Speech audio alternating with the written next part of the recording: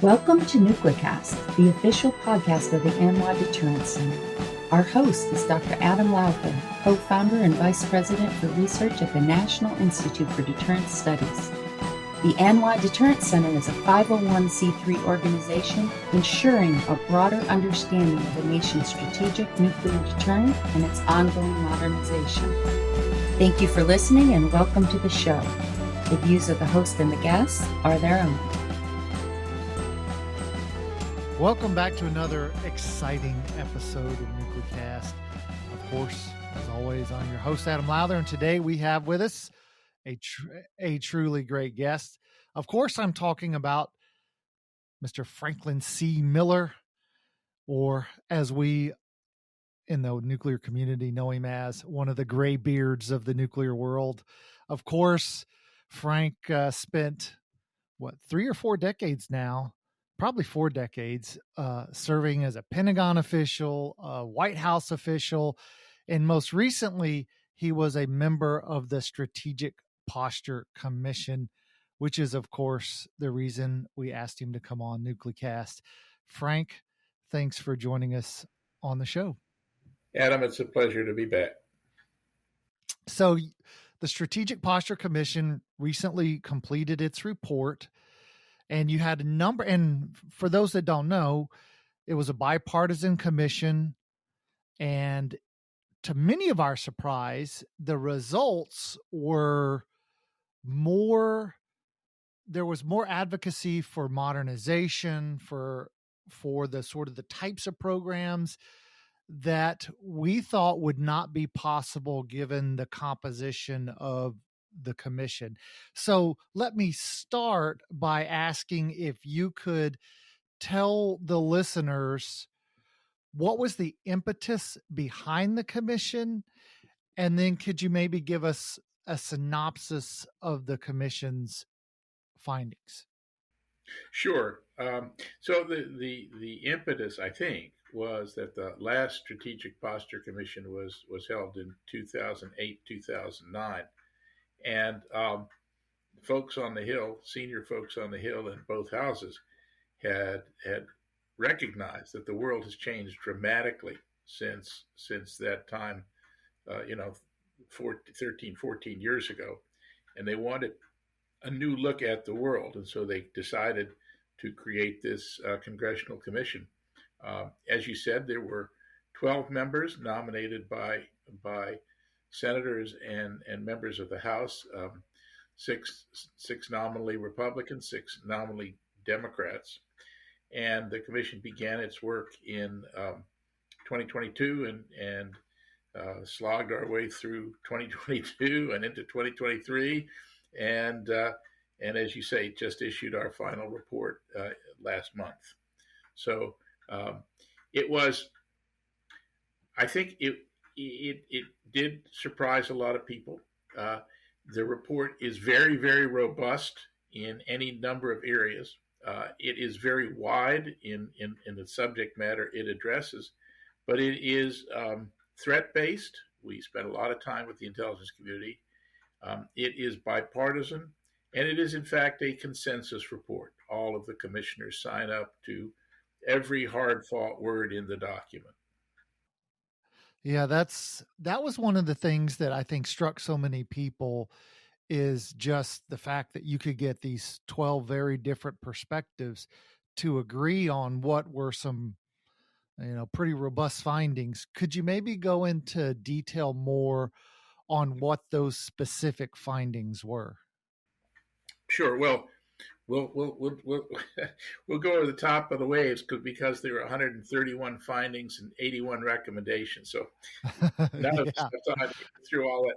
I think the first and most important thing is the consensus view that we urgently need to recognize that we are not postured to face the threats of the emerging environment. And by that we mean the fact that we're about to be in an era, if we're not actually there already, where there are 2 nuclear peer potential adversaries, and we are not well positioned to deal with those. We're not well positioned to deal with those from a policy sense, and from a programmatic sense, and across the board, from our nuclear forces to our conventional capabilities to our industrial base, to our missile defenses.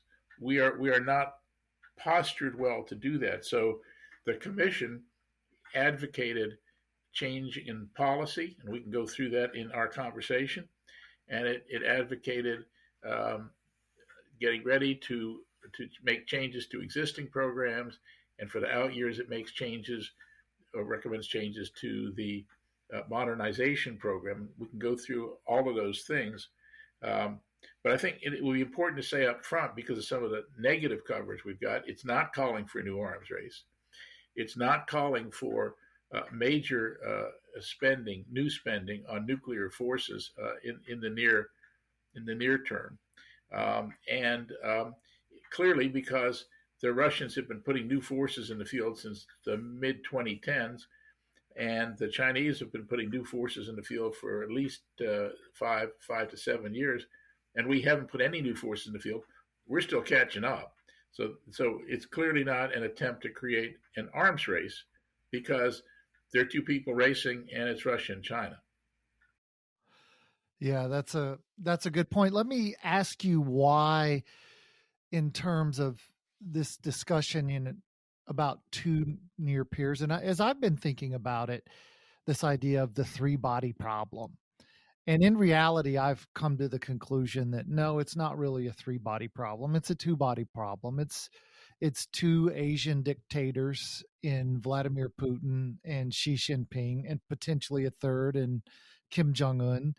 And they clearly understand they have one enemy, and that's us. And, the British are sort of our much smaller ally. And I wonder, is it not necessarily a new Cold War in the same sort of vein, but it really is a two-body problem, where we have to be able to simultaneously deter and potentially win a war against China, Russia, North Korea, and then even maybe Iran. And then it'll largely be the United States and Great Britain. Am I looking at that wrong? Did y'all see it differently in the report? No, I think to begin with, one of the major changes that the report calls for is to recognize that we need to be able to deter simultaneously Russia and China. Not that China is a lesser included case anymore. And that's because the Commission believes that it is possible that in a future contingency, if there is aggression, it could be combined planned aggression, or a war could start with aggression in one theater, and the other potential enemy tries to take advantage of that. So bottom line, we need to shift to basically a two-peer deterrent construct, and that's going to require some changes. The report also makes very clear that we believe that our allies are an extraordinary advantage for us in the world, and that while we are clearly vital to our allies' defense and liberty, our allies are vital to our own defense and liberty. And Senator Kyle is particularly eloquent on this point. And a third factor is that we need to have our leaders in the executive branch and the legislative branch continue to make clear to the American people that this is the world we've now entered into, that we need to be able to prevent wars by two potential enemies who have nuclear arsenals roughly equivalent to our own, and who are ruled by very aggressive dictators who are prepared to take risks, and we need them not to take those risks. Kim Jong-un was discussed certainly in our group. In a way, Kim Jong-un and North Korea is in fact a lesser included case in the world of having to deter simultaneously Moscow and Beijing. So let's take it in a few parts. So you said you had policy change recommendations. What would be the assessment of the policy changes that are required? Well, first of all, that as a central plank of our foreign and defense policy, we need to talk about deterring Russia and China simultaneously. I mean, we've kind of talked about deterring Russia. China was a lesser included case. Certainly, if you go all the way back to the New START treaty into 2010, the world was very different. Russia wasn't an enemy, and China wasn't really in the discussion. But today, we worry about China and Russia being potentially working together against us, and that we need to change our force structure and our thinking to incorporate that. And as you say, people talk about a two-body problem. We thought rather more straightforwardly that we need to deter Xi Jinping and we need to deter Vladimir Putin. We need to do so in the standard way the U.S. government has implemented its nuclear policy for decades. That is, we need to hold at risk what the enemy leaders value themselves, the support structure that keeps them in place, the KGB, FSB, People's Armed Militia, Communist Party of China, etc., key elements of their military forces and key elements of their war supporting industry. That is to say, we rejected the notion that is popping up in some pseudo-academic journals that we need to be targeting enemy populations, which is both immoral, against the laws of armed conflict, and which is potentially, well, it's foolish because those people can't decide whether to go to war or not. What you're trying to do is influence leaders who make the decisions to commit aggression or not. So those are kind of the policy changes. There's also a major change, after we've talked about this a little more if you want, on missile defense that I do want to highlight for you. Well, in the past, we the United States have always said we would not have any homeland defenses against Russia or China. The Commission now believes that because Russia and China are both capable of carrying out limited, what we call coercive attacks against our homeland, that we should, as a nation, build and deploy integrated air and missile defenses to protect the homeland against coercive Russian or Chinese attacks. And that also is a major recommendation for policy change. Yeah, it's one of the things that I did like is this idea that we're going to now start include and discuss more frequently the idea of missile defenses. Whereas it's sort of been, the Army or the Air Force and the Navy did nuclear, and the Army sort of off to the side had this missile defense mission that we really didn't talk much about in terms of its role and importance for nuclear. Whereas you very clearly state that you can't think that way anymore. I wonder, did you have much in the way of discussions, and having just spent a year at working with Stratcom and just the conversations you have, that there is this perhaps desire to view deterrence as an end state in and of itself, as opposed to an effect you achieve. So, for example, my premise would be that you have to plan for and develop and field the capabilities to fight and win a nuclear war. And by virtue of doing that, the outcome is that you deter your adversaries and never have to fight what you've planned for. As opposed to thinking in terms of all we want to do is deter. That's the desired end state. And because that's a very different mindset. And it creates a very different perspective in the mind of an adversary when you essentially message them, all we want to do is deter, as opposed to, we will fight you and we will defeat you. And so therefore, I think the one is better at achieving deterrence than the other. Did you have any sort of discussions or debates on those kinds of issues? What was sort of the nature and character of what you discussed and how that debate ebbed and flowed?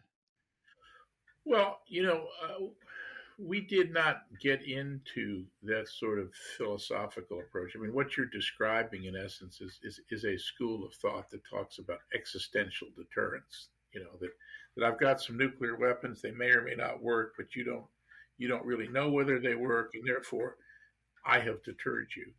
And I think that if you look at our body of work, what we're saying is deterrence depends on capable forces which can make credible threats in response to aggression against us or our allies. And so our focus was on what kinds of capabilities do we need to make those threats credible now and in the future.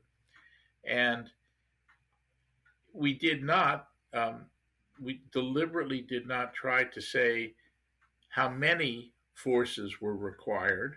You know, we did not we deliberately did not say, when we talk about theater nuclear forces, exactly what weapon system would meet the criteria we set out for a theater nuclear system. But we talked in general about having the capability to pose credible threats, because it is the credible threat of military response that makes deterrence meaningful. You've got to back the policy up with forces that can do great harm if deterrence fails.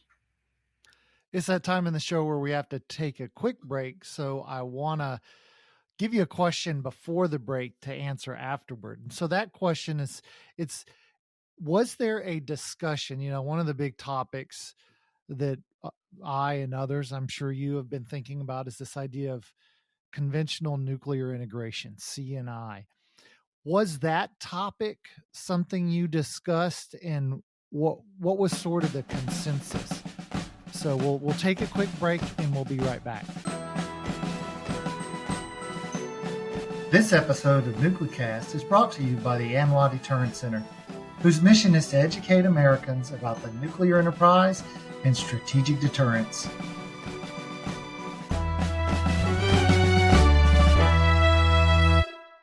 And we're back, and we're talking to Frank Miller about the Strategic Posture Commission report. Frank, I gave you a CNI question before the break.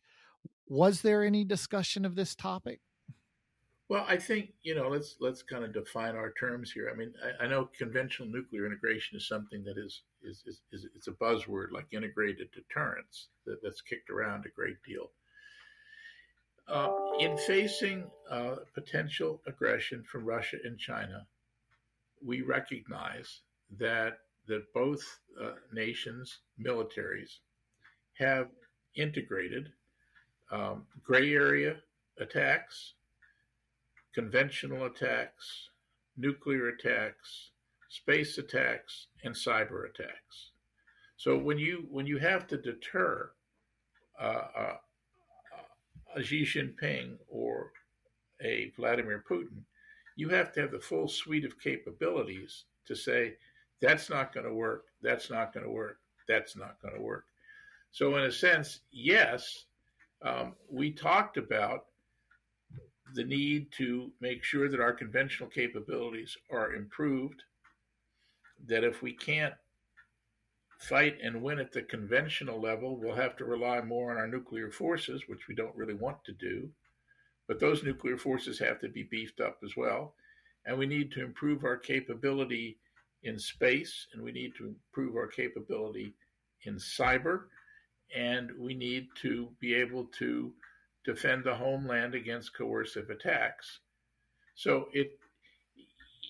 without really talking about conventional nuclear integration, we're talking about integrating all of the elements of deterrence in the report.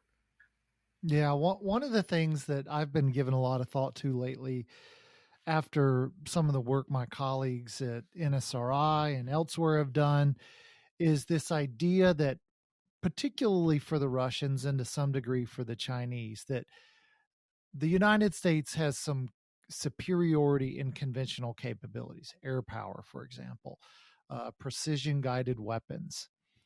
And I wonder if, one of the things people have said, hey, we'll offset our nuclear capabilities with really good conventionals.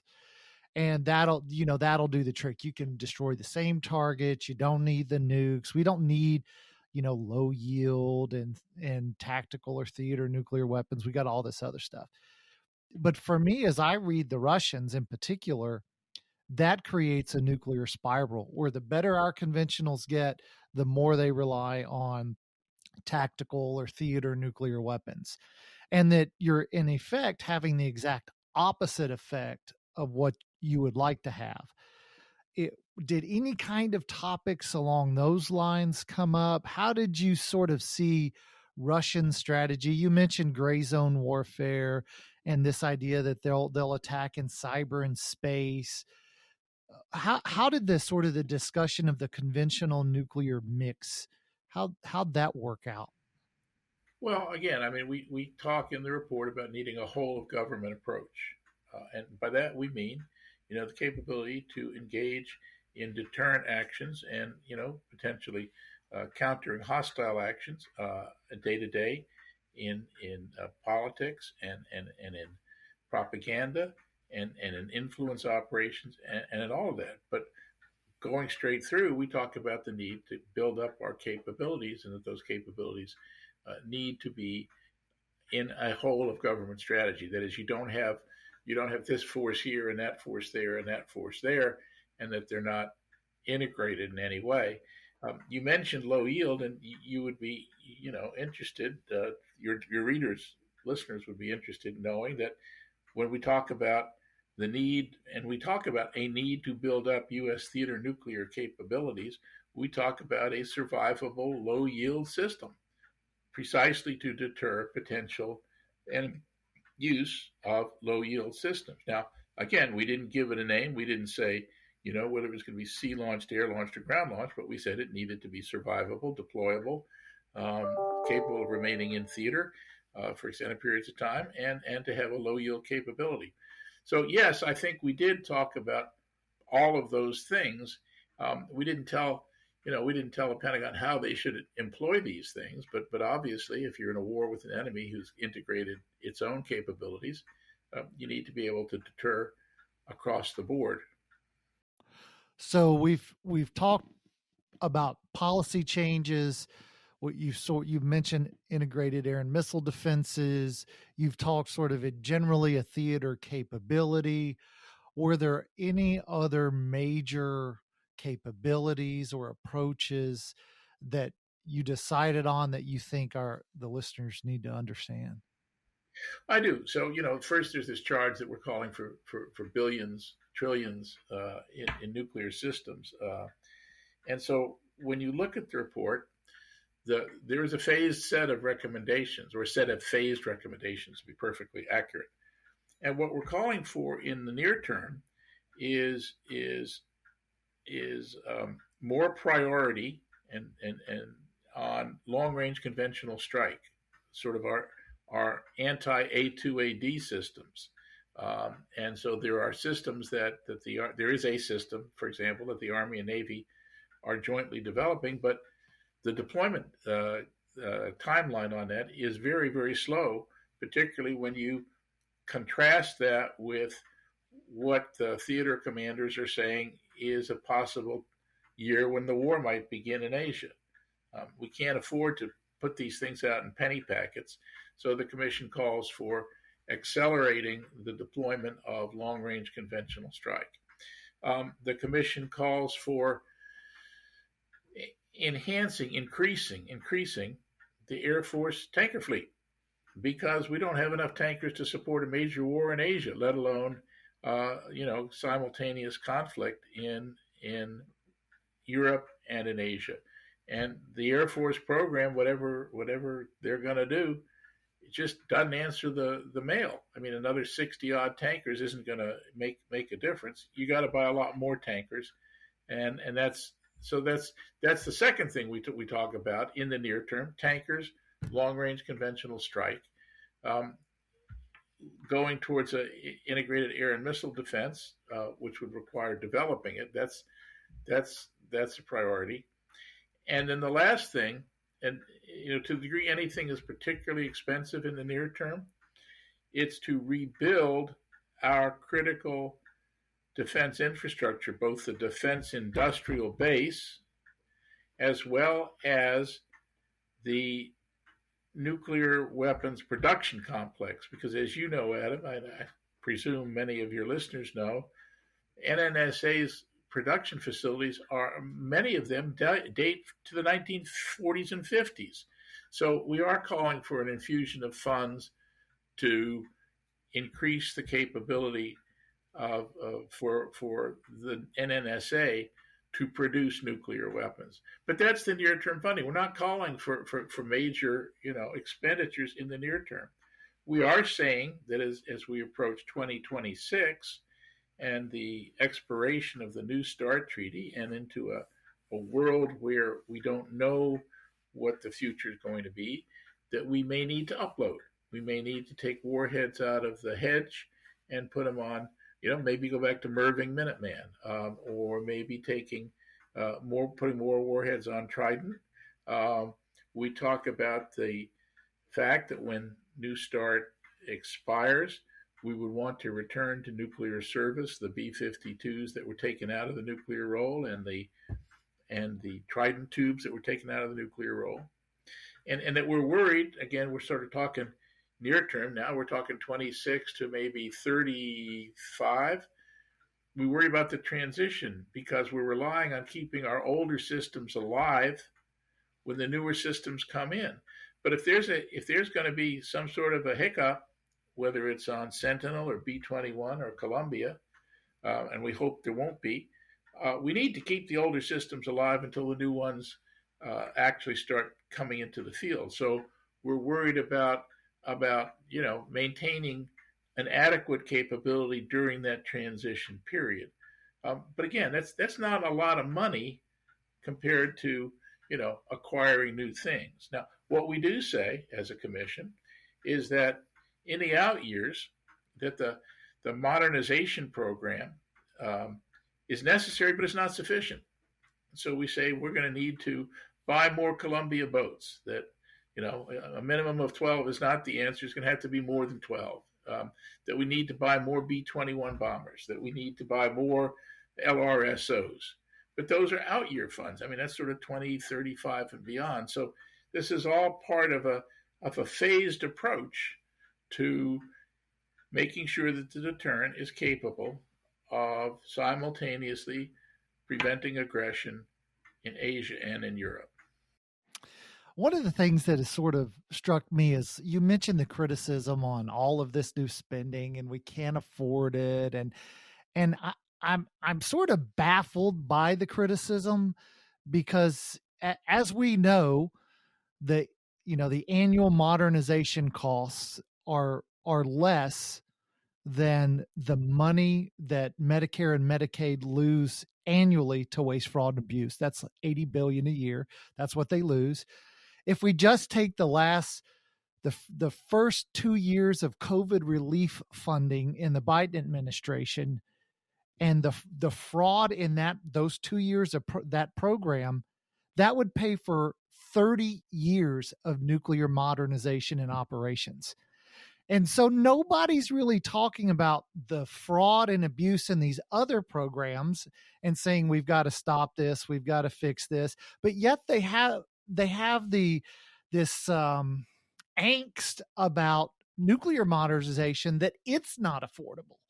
So I don't understand how, $1 trillion fraud is okay and not a big deal, but 50 to 70 billion a year for nuclear modernization is unaffordable. I don't understand the logic.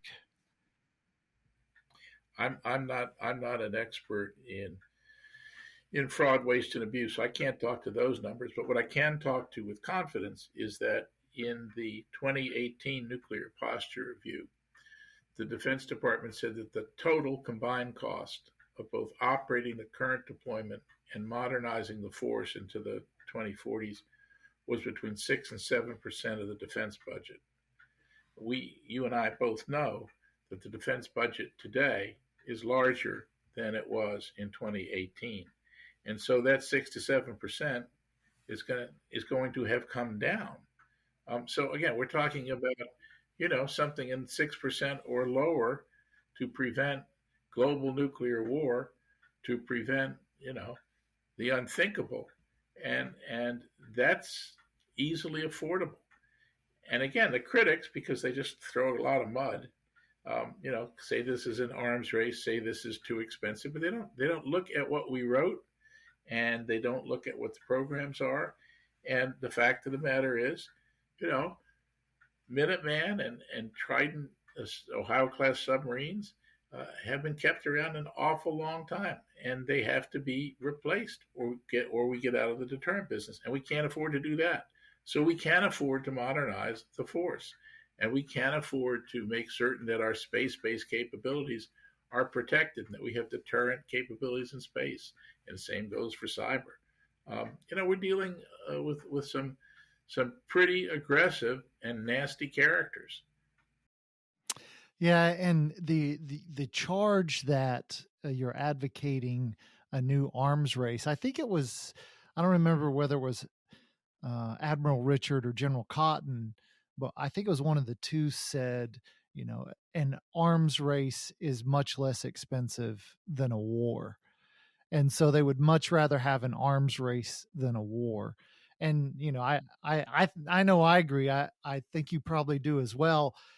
But we're at the point in the show where I want to bring out my good friend Bob, my genie. And if I rub my magic lamp and Bob pops out and he agrees to give you 3 wishes about the Strategic Posture Commission report. And you had over 80 recommendations. So, but you can only wish for 3 things. What would those top 3 things be? What can Bob do? Well, what Bob could do, first of all, is make sure that the report's recommendations are understood on a wide basis on the Hill and in the administration. Because we believe that the recommendations are sound, and we do believe that given current events, given the crisis over the speakership, given the Hamas-Israel situation and the war of Ukraine, the rollout of the report did not exactly get as much understanding and publicity as I would have hoped. So one thing for Bob is to do that. A second thing that I would hope that if the report is widely disseminated is that people read it, and they by reading that report, you can easily understand why so many of the criticisms that have been leveled at it are specious. They're simply specious. And so that's a second thing that would be useful. And the third thing is I would hope that as the Biden administration in its next 13 months, and whoever is the administration, whether it's a Biden administration or a Republican administration, beginning in 2025, that they take things in the report to heart and they implement them. One of the things that you and I both know is that while it's really difficult sometimes to write policy and get policy agreed upon, signing it out without implementing it doesn't do a doggone thing. What you need to do is implement things. Implementation is the hardest thing that there is in government. And so this report will be useless if people don't pick up on recommendations and implement them. And that would be my third wish, that the recommendations in the report become implementable. Yeah. So as we sort of wrap up the show and you have a sort of a takeaway point for the listeners, what would that takeaway be? That the world has changed, that it is more dangerous, that we need to think about deterring 2 nuclear peers differently than we have looked at the world since the end of the Cold War, where we sort of had one principal enemy. That we need to adapt our thinking and our force structure to a wide range of potential aggression, starting in the gray area, running up through conventional and space and cyber, all the way up to nuclear, and that we need to prevent all of those. That this is essential to our security, and that our allies are essential to our security. All right, Frank Miller, thanks for joining us on NucleCast. My pleasure. Thank you, Adam. Best to you and your gang. Take care now. Thanks, and thanks to you, the listeners, and we'll see you on the next episode. This has been a production of the ANWA Deterrence Center, a 501c3 that seeks to educate key decision makers, stakeholders, and the public to ensure a broader understanding of the nation's strategic nuclear deterrent. Our executive producer is Kimberly Charrington, and this episode has been engineered and mixed by David Crumpall. Help us grow our followers by sharing it and follow the show on LinkedIn, Facebook, and Twitter at NucleCast.